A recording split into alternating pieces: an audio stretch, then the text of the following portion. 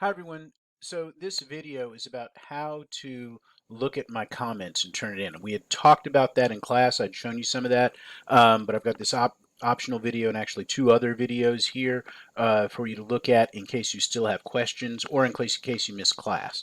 So again, this is important because this is one of the ways in which I'm going to communicate with you. I spend a lot of time grading your assignments, putting comments on your assignments. I want to make sure you look at them, and the first step of that is making sure that you know how to do that. So the first thing you'll do is to look at an assignment is you go to where you turn the assignment in. So here you have the flowers writing assignment and the intro to fiction writing assignment. After you, this is where you click on this to turn it in, right, to complete the assignment. But notice that it also says view. And what that means is after you have submitted an assignment, you can click on this same button and it will show you what you turned in. And if I've graded it, it will show you any of my comments. So after you click on that, then the assignment will come up and you will see, hold on a second, let me bring it up. You will see your assignment looks like this. Okay, if it's been marked, you'll see that. You'll see that I've got these kind of blue marks here, these blue fields here, and that's an important component of this because that's where I'm actually going to be communicating. So I say here, click here to see my comments. And so if you see something that says click here to see my comments, click here. And if you click on this, where it says click here to see my comments. My computer, as you know, slow, so I think it's thinking. But if you click on it, there we go. You can see my overall comments here. So I will give you some comments about what you are doing overall in the piece here. And so that becomes a rather important thing. You want to make sure that you look at that. I've mentioned before that I may say something like, you can see how I do this here. I get these little things of this quick mark. And one of the comments I can put on here is, you can see all these different comments I have about that, all very specific things. One of the comments I can put on here is contact me about setting up a phone meeting, right? So if you see that, if you see it say contact me about setting up a phone meeting, that's definitely something you want to do. Otherwise, you can see where it says click here to see my comments, and you're going to do that, right? And then if you scroll down some, you can see that you may have down here on the left hand side, you see this kind of a speech bubble. Again, you click on that and there's information in here.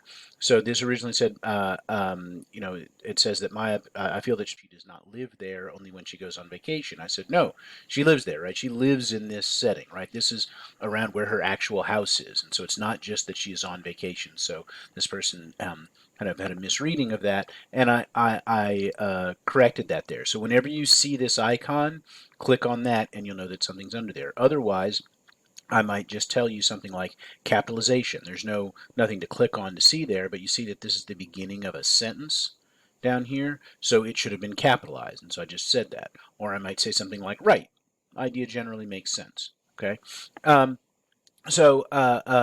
of those things can be in the document here, and so you want to make sure that you're reading those. So for your Turnitin comments quiz, that's something I want you to do. I want you to look at your flowers writing assignments. I've got some specific comments in there. I want you to go in and tell me what in your quiz you're going to say. What did I say under the click here to see my comments, right? So you will tell me what that is, and so that is how I'm going to make sure that you have been that you've actually looked at this document.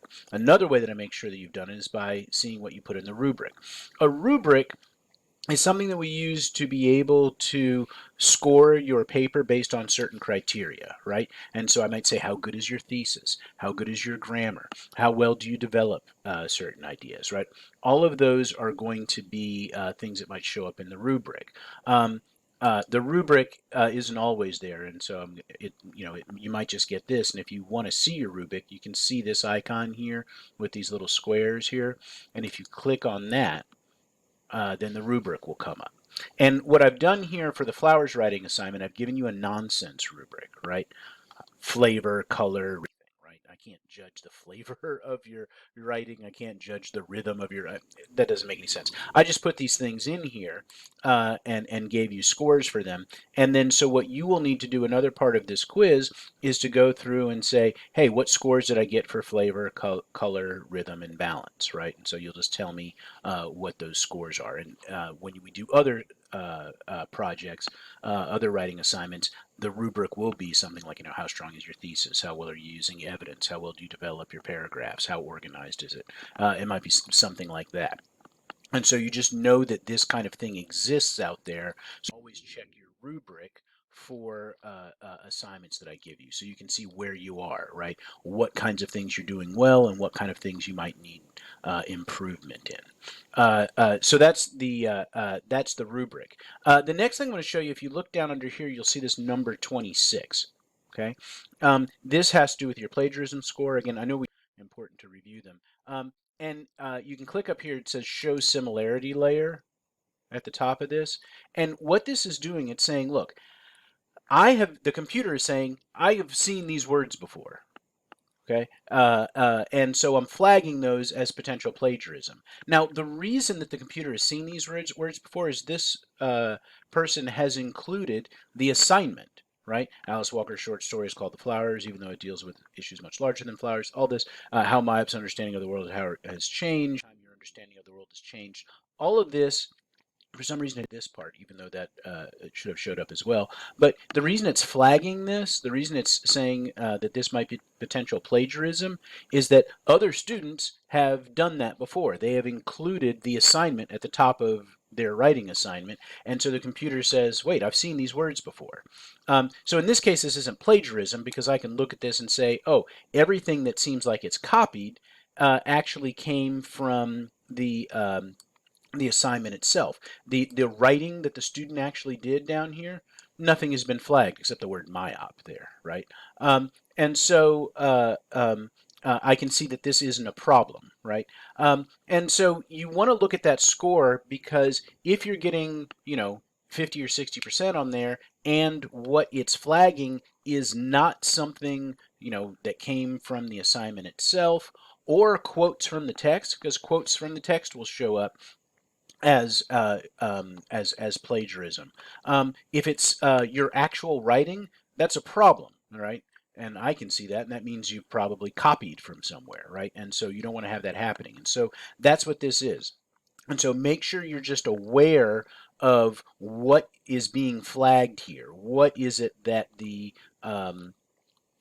computer is seeing as something that comes from somewhere else? Again, in this case, that's not a problem. It's 26%, but because it comes from someplace else. I'll ask you, when you're submitting assignments, don't omit this part, right? Because that keeps showing up, and there's no need to do that, and it's easier for me to grade it if I just see what you write, so you don't need to include that. I mean, it's not I won't grade off for it, but if you would just not include this, because it ends up being a little bit confusing for me. But again, that's how the plagiarism checker is going to work in Turnitin. So those are some things I want you to be aware of in this: how to look at my comments, how to see the rubric, and how to check for plagiarism. So you're ready then to complete uh, um, your Turnitin comments quiz. Look at the comments that I made on the flowers. Make sure to fill out that information about what you see in my comments and what you see in the rubric, and then upload that to Turnitin.